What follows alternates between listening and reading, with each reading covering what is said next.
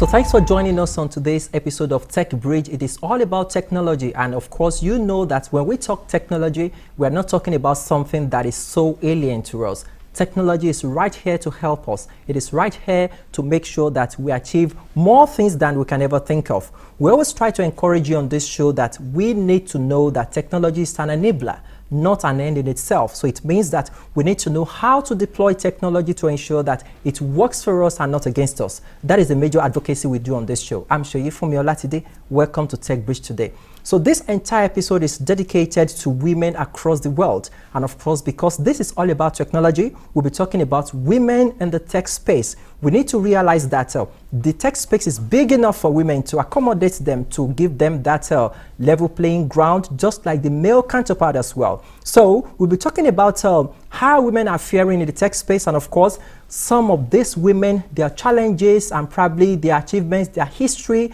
and all of that, the need for mentorship, work-on balance, and of course, the reality of having a face to technology. Does technology have a face or gender to it? All of that we'll be talking about on this show, and of course, I'm going to have a guest talking about all of that today. So I go for this quick break. It's still Techbridge on Lagos Television. Please stay with us.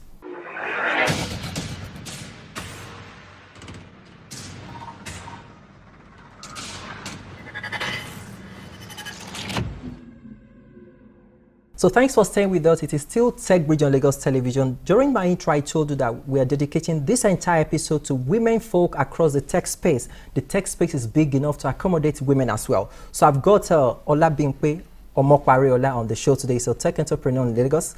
Thanks for joining us on the show. Thanks for having me. Okay, all right. So we're talking about women. We're dedicating this entire episode to women. And of course, you're one of the tech entrepreneurs that we know. So let's pick it from your own story.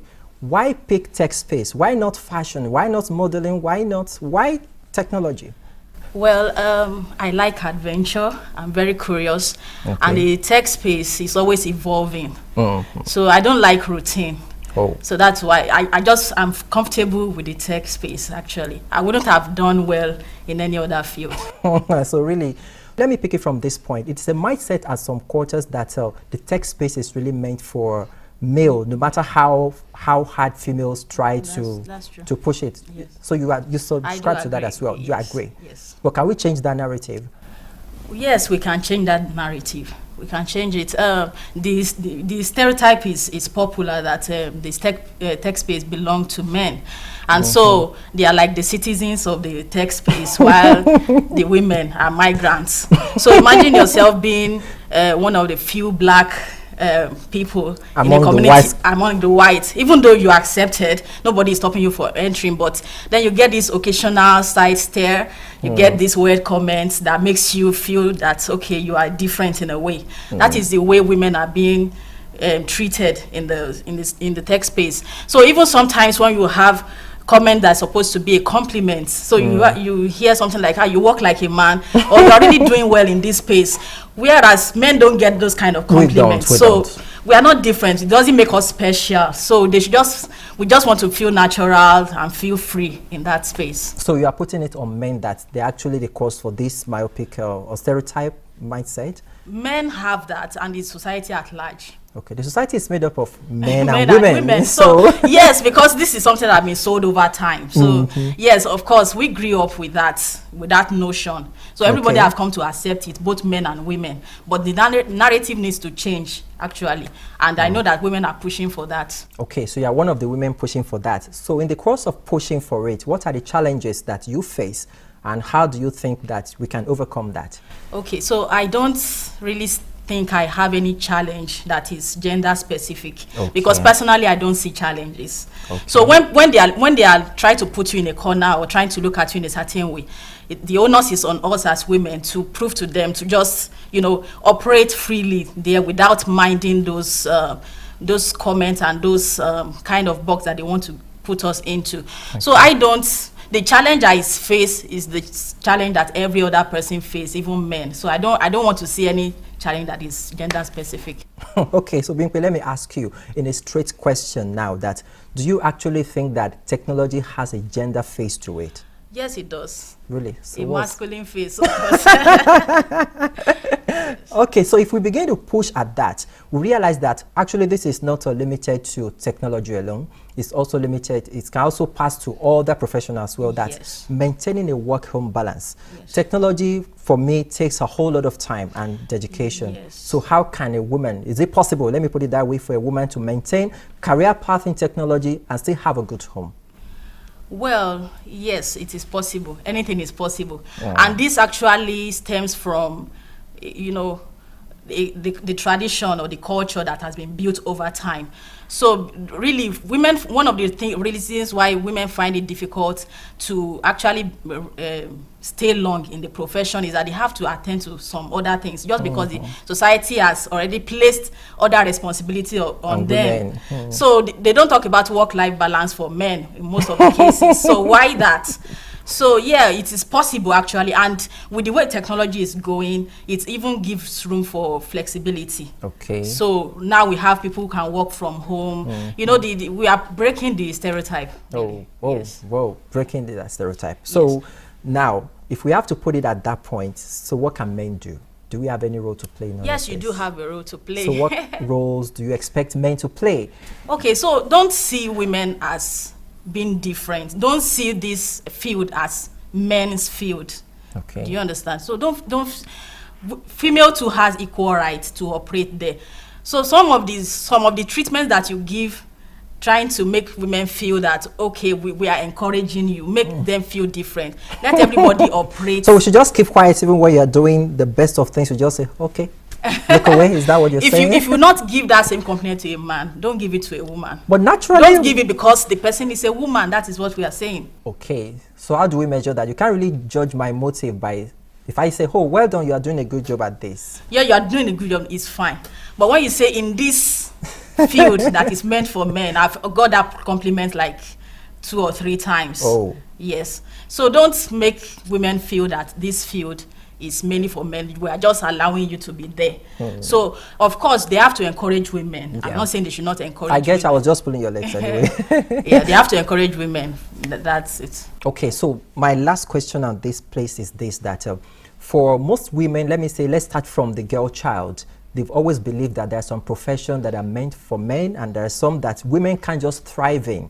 So I need you to put in good words in that space. You are in the tech space and you are just moving higher and higher with time. So if you can do it, I need you to encourage some other women out there that they can also do it and get to whatever they want to get to. Okay, to every girl and women out there, be encouraged. The atmosphere is not as toxic and as hostile as people make it to look. Just get a mentor, look out for opportunities, and there are a lot out there for women. Don't be pressured into it. You shouldn't come into the tech space to fill a quota or to improve the statistics. Be That's there great. because you want to be there. Well, that's great. Increase quota, improve statistics. Bimpe, thanks so much for coming on TechBridge today. Thanks for having It's me. a great pleasure having you. So that is Olabimpe Omopariola talking about the reason for women to occupy their space in the tech space as well. I go for this quick break. It's still TechBridge on Lagos Television. Please stay with us.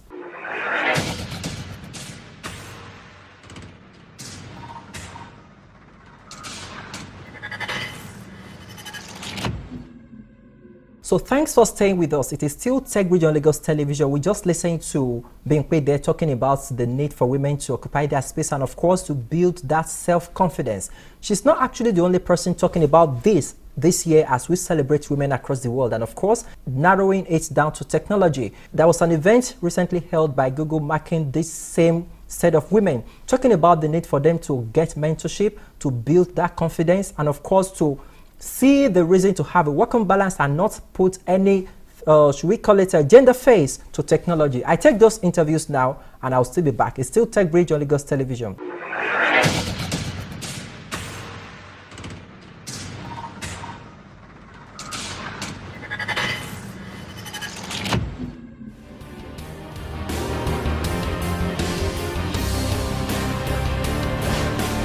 It's not an easy feat. Not only is starting a business in Nigeria difficult in itself, in technology it's slightly harder, and then being a woman is even more difficult because when you look at the percentages, you don't have a lot of women that are actually in tech. They're interested in technology for whatever reason, culturally or just societally. You tend to find a lot of women running away from doing technology. So starting a business, you don't have that many women. And when you don't have that many women representing, themselves, it then becomes the man's world. And so as a woman like myself, I find myself having to compete, well, not compete, but struggle to find my own space within the tech ecosystem.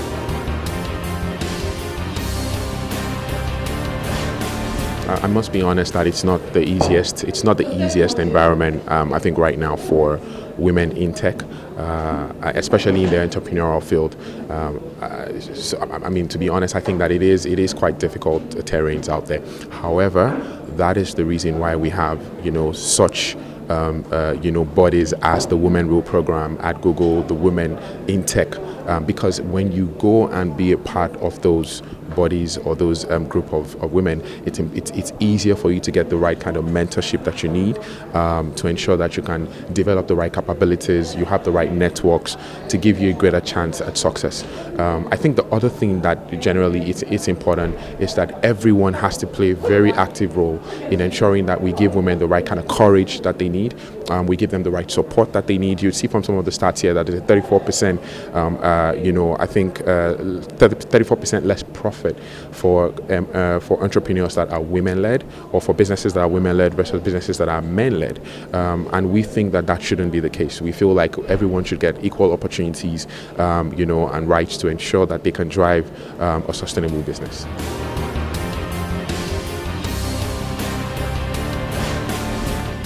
We've seen people, really get transformative impacts, be it from their businesses as a result of the communities that they've fostered, be it from their jobs, getting jobs. We've also seen women grow and become more confident. We've seen women that have been able to also not just gain for themselves, but have also been inspired as a result of these programs to also pay it forward and to help other women in actually closing the gender gaps. So there's a stat by the McKinsey report that basically says it will take 142 years to close the gender gap in Africa, as against 65 years in Europe. That's huge when you think about it. So it's the gender gap in Africa is huge, and we know that is the case because of all the maybe social norms that we have, of the culture, and a lot of things that actually contribute into that. But can we change that? The answer is yes. How long would it take us to change that? The answer is we need to start now. An equitable world is important to all of us. Gender equality is not just a woman's problem. I'm a woman, but it's not just a woman's problem, it's everyone's problem. Because we can't really be in a world that we leave half of the world behind, right? We can't really be in a world that about half of the world is not contributing in a productive way to economic transformation or to economic progress. So it's really important for us that also starts around, how closing the gender gap can significantly contribute to GDP.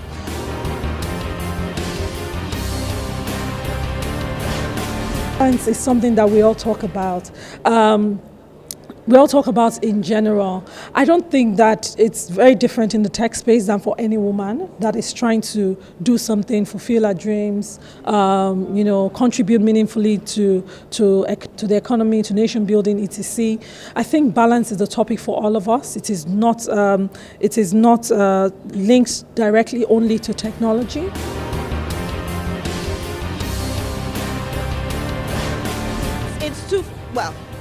Twofold, threefold. The major thing is that because we have society telling us that technology is too difficult or technology is not the woman's work, we tend to then say, okay, we're not really going to venture into it. So the major thing is that women need to be empowered to know that, yes, you do have a seat at the table and you have every right to take that seat at the table. So first of all, I think it's just us understanding that we are capable just as we are with any men. So be it technology, we can do it. Be it in business, we can do it. we shouldn't think that, it's a gender specific thing.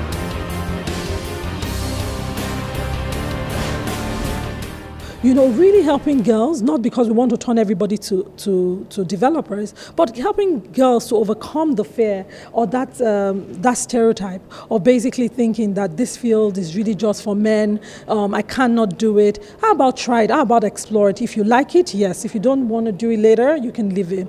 Also, it's also important to know that when you build technical skills, sometimes it's beyond technical skills, right? So learning to code has been proven to help to develop problem solving and critical thinking skills. And those skills are very important, have been identified as the key skills that are necessary for the fourth industrial revolution.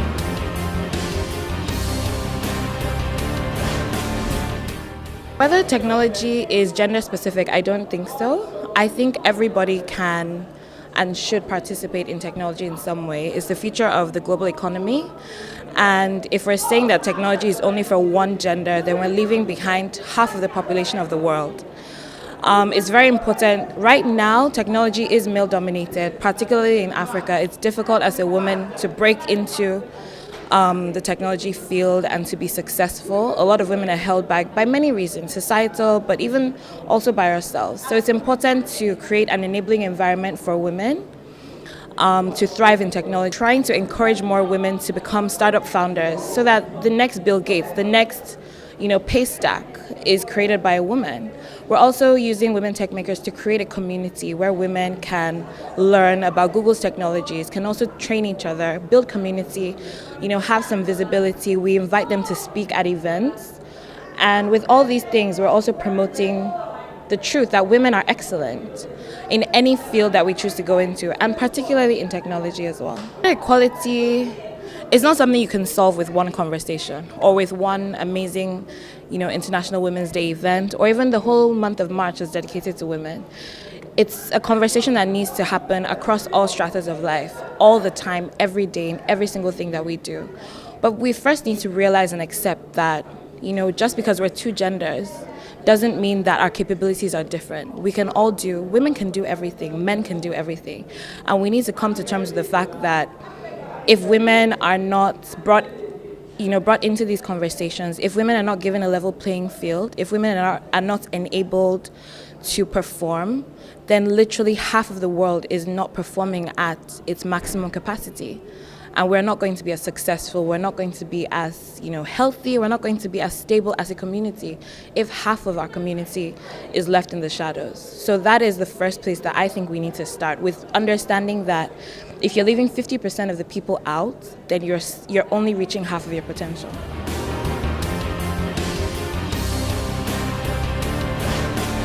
However, we find that there is a lot of gaps with women in technology. So women typically would not want to take a technical career because they feel like it's difficult. I can't really do it. I'll be amongst men. It's a men's thing. And some of those things are not actually true. So those are some of the things that we're trying to encourage, because we can't, with technology is really about, enabling the world to be a better place. And if we're building technology and we have half of the world not being involved, or about half of the world not being involved, then we're not really building inclusive technology for everyone. So we try to encourage women into technology fields, and also starting from the grassroots, starting from training women to take up things like coding. So training women and men to take up things like coding, but also putting a strong gender lens on that.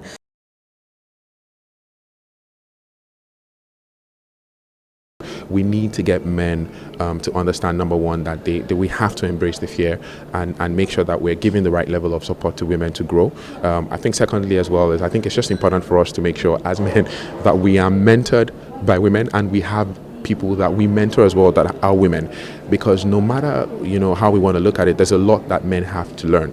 I think parents also, it's important that we give the child the confidence that she needs to go out and be whatever it is that she thinks that she can be. And I think for government, it's important that government has a level playing field for men as well as it is for women across government parastatals, across agencies. It's important that we that we're gender blind, that we make sure that we look to people for the qualities that they can offer rather than whether they're a man or a woman, right? And I think that the more intentional intentional we are about this, the more we'll see that there's a lot that women can offer. Whether it's in tech or it's in other fields, we'll see that there's just a lot. In leadership even, there's a lot that women can definitely offer. So everyone has got a role to play, and it's a role that we must play intentionally.